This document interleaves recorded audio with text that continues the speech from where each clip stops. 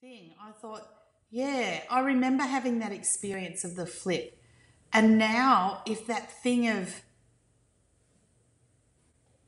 the Mandela effect, that would explain so much of what's going on. And CERN might be trying to take credit for it, but let's face it, CERN's holding that shit together, along like the Philadelphia experiment, etc. Yeah.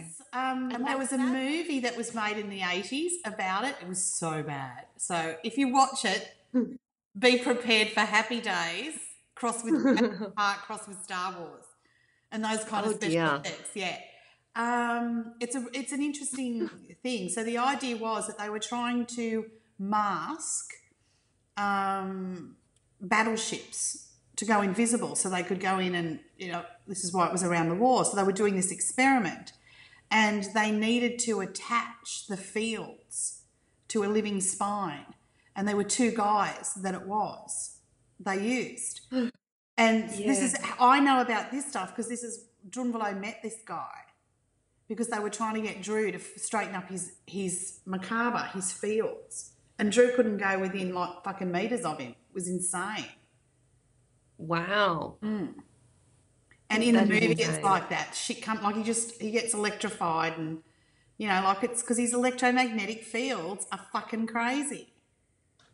Holy shit. Yeah. Anyway, so what happened? What's it called? Well, that's the Philadelphia experiment. Just look it up online and see what comes up. Then they're all connected. The Montauk experiment. The Montauk was, Montauk's near New York. It's that whole Hamptons-y fucking thing. But it's like it's sort of the Pine Gap. It's like shit happens there. All the scientists have holidays there, that sort of stuff. Oh, right. I think a lot of the Nazis retired there. So the same thing, another time loop was open there because the guy who was attached to it, he went first of all to a future like in 2052, right? And then he went back to 1983, hence the Montauk Project. So it was like they were time travelling in loops.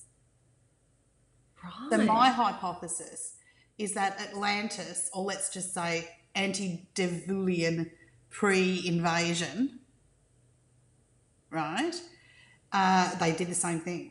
And as they tilted Mu, we're all off fucking balance, etc., psychic shock, they had a chance to harness us, loop us in and get us stuck in this thing. Because this is what I'm saying, it's all been attacked. Everything we've pulled out, big stuff like that, is to do with the spine. Think about it. Holy shit. Or feel about it. Always shit in the spine. There's always shit in the spine. All right, it's piecing together. This is interesting. Yeah, I think it's interesting too.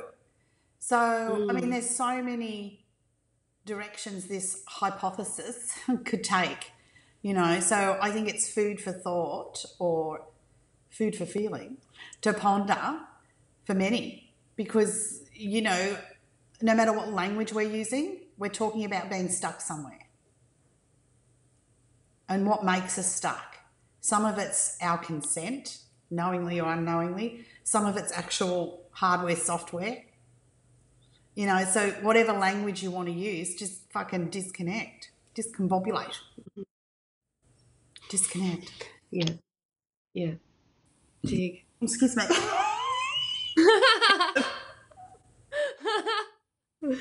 Ooh la la. Yeah. So it doesn't matter what you're fucking doing, just do it. But now's the time. Mm-hmm. Now is the time. I mean, I get that whole moon thing is really tied in with the macabre. Feeding energies into and through it, feeding programs to it. So it'll be interesting as that disintegrates. Like those Emoto crystals disintegrating further. And the green coming out. But see, could that be Mu dismantling it in the sense of as she's uprighting herself and the geometries that have been holding these magnetics of structure, as they fade, perhaps it's moo. That, to me, that makes sense. Is Like, it actually, that's just the structure faltering because Moo's just going, nah. I agree. Feeling. I love it. Yeah, totally. Love it. Yeah. Time serotonin.